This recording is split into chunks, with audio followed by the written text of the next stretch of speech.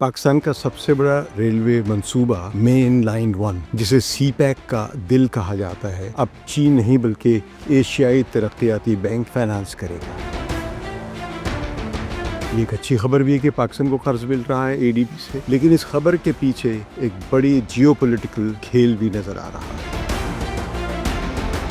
ADB अब इस railway मंसूबे को फाइनेंस करने जा रहा है क्योंकि चीन की फंडिंग रुक गई है। लंदन से सहाफ़ी सकलैन इमाम का सलाम कबूल कीजिए। इस वक्त हम एक ऐसी खबर पर बात करने जा रहे हैं जिसने पाकिस्तान और पूरे खित्ते में सबको चौंका दिया है। ये खबर जापान के फाइनेंशियल न्यूज़पेपर निकेई एशिया ने कल शाया की। खबर के मुताबिक पाकिस्तान का सबसे बड़ा रेलवे मंसूबा मेन लाइन 1 या ML1 जिसे सी पैक का दिल कहा जाता है, अब चीन नहीं बल्कि एशियाई तरक्याती बैंक या एडीबी फाइनेंस करेगा। ये तकरीबन $2 अरब का कर्ज है जो कराची से रोड़ी तक 400 किलोमीटर रेलवे ट्रैक को अपग्रेड करने के लिए दिया जाएगा। बज़ाहिर ये एक अच्छी खबर भी है कि पाकिस्तान को कर्ज मिल रहा है एडीबी से, लेकिन और मालियाती तब्दीली लगती है, लेकिन इस खबर के पीछे एक बड़ी जियोपॉलिटिकल खेल भी नज़र आ रहा है। सी पैक की बुनियाद 2015 में रखी गई थी और इसके मंसूबों की कुल मालियत तकरीबन $65 अरब बताई जाती है। हतमी मालूमात नहीं है कि कितने पैसों का है ये मंसूबा, लेकिन 62 अरब बताए गए हैं। और इस मंसूबे में तवानाई, सड़कें, रेलवे और ग्वादर पोर्ट समेत कई बड़े बड़े मंसूबे शामिल हैं। स्पेशल जोन्स भी हैं, इकनॉमिक जोन्स भी हैं। पॉलिसी रिसर्च इदारों के रिपोर्ट्स के मुताबिक अब तक तकरीबन $27 अरब के मंसूबे मुकम्मल हो चुके हैं या इतनी सरमायाकारी हो गई है, जिनमें सबसे बड़ा हिस्सा बिजली के मंसूबों का है। सिर्फ तवानाई के शोबे में 6000 मेगावाट बिजली सिस्टम में शामिल की गई चीन की सरमायाकारी से। 500 किलोमीटर से ज़ायद शाहराहें तामीर हुई और 880 किलोमीटर ट्रांसमिशन लाइन बिछाई गई। चीन के सफ़ीर ने पिछले साल कहा था कि पिछली एक दहाई में पाकिस्तान को $25 अरब से ज़्यादा की बराह रास्त सरमायाकारी मिली है चीन से। वज़ीर-ए-आज़म शहबाज शरीफ ने भी तस्दीक की कि सी पैक का हुजम अब $30 अरब से ऊपर पहुँच चुका है और दूसरे मरहले में ज़राअत, टेक्नोलॉजी और सनती जोन्स पर काम किया जाएगा। यानी समझिए कि सी पैक 2 शुरू हो गया, इस पर मुआहिदा हो चुका हुआ है। लेकिन निकी की रिपोर्ट रॉयटर्स ने आगे लिखी है, जब ये उसको शाया किया है तो उसमें अपने तबसरा भी किया है। उसके मुताबिक एडीबी अब इस बड़े रेलवे मंसूबे को फाइनेंस करने जा रहा है क्योंकि चीन की फंडिंग रुक गई है। ये एक तब्दीली आ रही है। चीन आपका दोस्त मुल्क है, लेकिन उसकी फंडिंग रुक गई है। और दूसरे अखबारों ने कहा है कि इसे पाकिस्तान की सबसे नुमाया मंसूबे में चीन की पसपाई करार दिया है और कहा है कि ये बीजिंग के असर व रसूख के लिए एक धचका है। यानी चीन जो पाकिस्तान का बेहतरीन दोस्त, आयरन क्लैड फ्रेंड और पता नहीं क्या क्या हम बातें सुनते रहते हैं, वो उसने अपनी सरमायाकारी मज़ीद इस मंसूबे पर रोक ली है। वजह क्या है अभी आगे चढ़ के बताता हूँ। अब सवाल ये कि पाकिस्तान को ये कितना महंगा पड़ेगा कर्जा जो कि एशियाई डेवलपमेंट बैंक से नहीं एडीबी से लेगा। चीन ने जो अब तक पाकिस्तान को कर्जे दिए हैं वो बहुत ही रियायती शरह सूद पर दिए हैं। कहीं 1.5% है और कहीं ज़्यादा से ज़्यादा 3% पर, और 3% बहुत ज़्यादा होता है। अमूमन कम कर्जे सी पैक में ख़ास तौर पर जो चीन की हुकूमत ने जो कर्जे दिए वो इतने ही कम हैं, 1.5% के करीब ही हैं। सिवाय इसके कि वो कर्जे जो कमर्शियल लेवल पे चीन के निजी सरमायाकारों ने किए हैं वो ज़ाहिर है वो मार्केट रेट्स पर हैं। इसके मुकाबले में एडीबी का कर्जा मार्केट रेट पर होगा, यानी आलमी शरह के सूद के साथ एक इजाफी स्प्रेड भी लगेगा।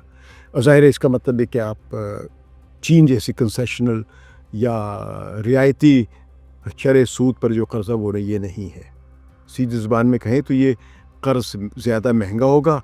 हाँ, इसके साथ शफाफियत और खुली बोली की शराइत भी हैं, लेकिन वो उसकी वजह है कि चीन के जो कर्जे आते हैं उसमें चीन ही के ठेकेदार, कॉन्ट्रैक्टर्स, इंजीनियर्स आते हैं, लेकिन एशियाई डेवलपमेंट बैंक उसमें आपको ओपन बिडिंग करनी पड़ेगी।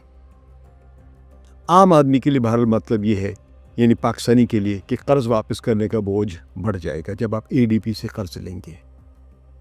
بلوچستان کی صورتحال کو بھی نظر انداز نہیں کیا جا سکتا، کیونکہ اس کے پیچھے جو اصل مسئلہ ہے وہ بلوچستان کی موجودہ صورتحال ہے۔ صدر شی جن پنگ نے حال ہی میں پاکستان کو کہا کہ چینی ورکرز کی سیکیورٹی کو بہتر بنایا جائے۔ یہ بیان ان کا کئی اخباروں میں اور نشریاتی اداروں میں شائع بھی ہوا اور نشر بھی ہوا ہے۔ ان کا یہ بیان بتاتا ہے کہ بیجنگ کی سب سے بڑی تشویش پاکستان میں بڑھتی ہوئی بد امنی ہے۔ یہی وہ پس منظر ہے جس نے چین کو محتاط کر دیا اور محدود کر دیا اور شاید ہاتھ کھینچنے پر بھی مجبور کیا ہے۔ اب ہم ان حالات کو صرف چین کا پیچھے ہٹنا ہی نہ سمجھے، بلکہ اس کے ساتھ ایک اور کھیل بھی ہو رہی ہے، اور وہ یہ کہ اسی دوران امریکہ دوبارہ پاکستان کی طرف بڑھتا دکھائی دے رہا ہے۔ اس عرصے میں امریکہ نے بلوچستان لبریشن آرمی کو دہشت گرد تنظیم قرار دیا، اور کیا واقعی بلوچستان لبریشن آرمی کو وہ اس طرح ہی دہشت گرد تنظیم قرار دے کر اور اس کے تمام سپورٹ اور فنڈنگ بند کر دیں گے جس طرح دوسری کی کرتے رہے، یا یہ ایک وہ کھیل کھیل رہا ہے امریکہ جو کہ ایران کے زمانے میں جب ایران کی مجاہدین خلق تنظیم کو دہشت گرد بھی قرار دیا ہوا تھا اور ساتھ ساتھ سیکرٹ سپورٹ بھی جاری رہی جو آج تک جاری ہے۔ تو بہرحال اس تعاون کے نتیجے میں اب یہ بھی نظر آ رہا ہے کہ ریکوڈیک منصوبے مغربی کمپنیوں اور مالیاتی اداروں میں اس کی دلچسپی بڑھ رہی ہے، تو شاید ان کو دے دیے جائیں۔ یہ سب کچھ بتا رہا ہے کہ پاکستان آہستہ آہستہ چین کے کیمپ سے واشنگٹن کے قریب نکل رہا ہے۔ پتہ نہیں چین کا کیمپ تو شاید نہ چھوڑے، کیونکہ چین کی بہت زیادہ انویسٹمنٹس بھی ہیں اور پاکستان کی اسلحے کی جو انحصار ہے چین کے اوپر وہ 80% سے زیادہ ہے، لیکن واشنگٹن کی طرف سرک ضرور رہا ہے پاکستان۔ لیکن ماضی ہمیں کچھ اور بتاتا ہے کہ پاکستان جب بھی واشنگٹن کی طرف جاتا ہے تو پاکستان کو اپنا ہی نقصان ہوا، واشنگٹن کے انٹرسٹ ہے وہ ہوتے ہیں اور وہ اپنے فائدے اٹھا کے بعد میں فارغ کر کے چلا جاتا ہے آپ کو۔ امریکہ کے لیے بھی ایک سنہری موقع ہے، کیونکہ ایک طرف ایران کے ساتھ کشیدگی موجود ہے، اسرائیل کے ساتھ جنگ ہو چکی ہے اور جا کے امریکہ نے بامبنگ بھی کی ہے ایران پہ بھی جون میں جب جنگ ہوئی تھی۔ دوسری طرف افغانستان میں طالبان کی حکومت ہے، کیونکہ امریکہ سمجھتا ہے کہ طالبان پر اس کا لیوریج کوئی نہیں ہے، اور تیسری طرف چین کا اثر بڑھ رہا ہے، تو چین کو بھی وہ اس کے اثر کو روکنے کے لیے کچھ اقدامات کرنا چاہتا ہے، جس کے لیے وہ پاکستان میں اپنی فٹ ہولڈنگ بنانا چاہ رہا ہے۔ ایسے میں اگر پاکستان میں امریکہ کو نئے منصوبوں کے ذریعے جگہ ملتی ہے تو اس سے خطے میں ایک نیا قدم جمانے کا موقع، یہ فٹ ہولڈنگ کا موقع ملے گا یا مل رہا ہے۔ لیکن یہ کہنا کہ امریکہ گوادر سے چین کو مکمل طور پر بے دخل کر دے گا فی الحال قیاس ہے، لیکن ممکن ہے مستقبل میں، کیونکہ اس وقت گوادر میں چین نے بہت گہری سرمایہ کاری کی ہوئی ہے اور وہاں سے ہٹنا اس کے لیے آسان نہیں ہے۔ البتہ یہ ممکن ہے کہ کچھ منصوبے جیسے کہ ریکوڈیک کا میں نے ذکر کیا یا دیگر انفراسٹرکچر مغربی اداروں کے پاس چلے جائے اور یوں ایک ایسا ڈھانچہ بن جائے پاکستان میں سرمایہ کاری کا جس میں چین کی جو ڈومیننٹ پوزیشن ہے وہ کم ہو جائے۔ لیکن اگر چین کی پوزیشن کم ہوگی تو اس سے پاکستان کے جو ریجنل تعلقات ہیں وہ متاثر ہوں گے، اور کس طرح متاثر ہوں گے یہ بھی وقت بتائے گا۔ یہاں کچھ خدشات بھی ہیں جن پر کھل کر بات ہونی چاہیے۔ کچھ مبصرین سمجھتے ہیں کہ بلوچستان میں بڑھتی ہوئی شورش نے امریکہ کی واپسی کے لیے راستہ آسان کیا ہے۔ یہ ایک سازشی تھیوری لگتی ہے، لیکن اس پہ غور کرنے کی ضرورت ہے کہ BLA کی کارروائیوں سے چین پیچھے ہٹا اور پیچھے ہٹنے کے نتیجے میں امریکہ کی واپسی کے راستے کھل گئے ہیں۔ اب یہ منصوبہ بندی کے ساتھ کیا ہے یا یہ ایک کازل مسئلہ یعنی ایفیکٹ ہوا ہے اس BLA کی سرگرمیوں کا، یہ ممکن ہے، لیکن یہ کہنا یہی اصل وجہ نہیں ہے۔ یہ مبالغہ ہوگا اگر ہم اسی ہی کو بنیادی وجہ کہیں امریکہ کی واپسی کی۔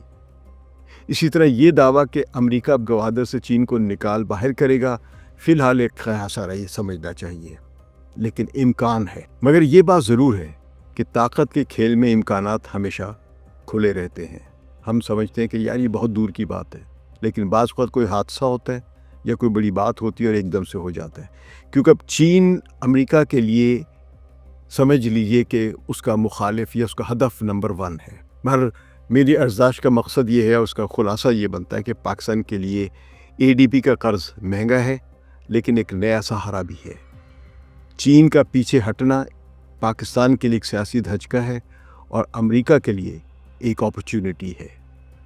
بلوچستان کی بدامنی اس پورے کھیل کا مرکز ہے، اور جب تک وہاں انصاف اور امن قائم نہیں ہوگا، حالات بہتر نہیں ہوں گے، لوگوں کو انوالو نہیں کیا جائے گا، نہ چین کا اعتماد بحال ہوگا اور نہ کوئی اور سرمایہ کار لمبے عرصے کے لیے قدم جمائے گا۔ امریکہ آئے گا، فائدہ اٹھائے گا، آپ کو نقصان ہوگا، وہ واپس چلا جائے گا، جیسا کہ ہمیں ماضی کے تجربات سے صاف ظاہر ہوا ہے۔ سوال یہ ہے کہ اس کھیل میں پاکستانی عوام کو کیا ملے گا؟ کیا یہ ترقی اور روزگار کے لے کر آئے گا؟ یہی وہ سوال ہے جس کا جواب آنے والے دنوں میں ہم دیکھ سکیں گے یا سمجھ سکیں گے۔ یہ ویڈیو کے سیریز پر اپنے کامنٹ ضرور دیے گا جو میں نے اس میں اپنی رائے اور خیالات پیش کیے ہیں۔ اس کے ساتھ اجازت دیجیے، خدا حافظ۔